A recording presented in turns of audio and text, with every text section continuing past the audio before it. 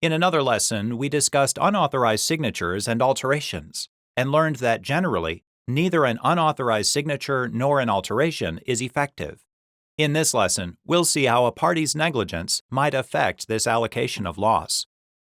Under Article 3, if an instrument contains an unauthorized signature or alteration, and the affected party failed to exercise ordinary care, thereby substantially contributing to the forgery or alteration, then the affected party can't assert the alteration or forgery as a defense against someone who in good faith paid the instrument or took it for value or consideration.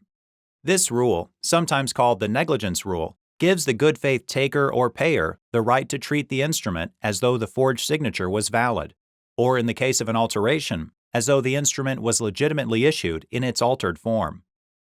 Imagine a law student regularly donated small sums of money to a local cat shelter. One day she wrote a check to the shelter for $20, writing the number 20 in the appropriate place, but leaving a large blank space after the number 20. One of the shelter employees, using the same type of ink and a similar handwriting style, wrote the word 1,000 after the number 20. The shelter later cashed the check at a bank, which paid $20,000 in good faith.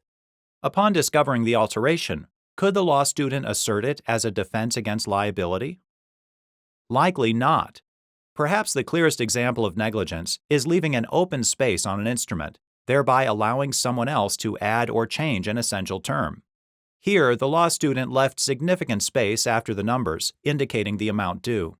To prevent alterations, the law student could have easily drawn a line after the words stating the amount due on the check. Thus, a court would likely conclude that the law student's negligence precluded her from asserting the alteration as a defense against liability.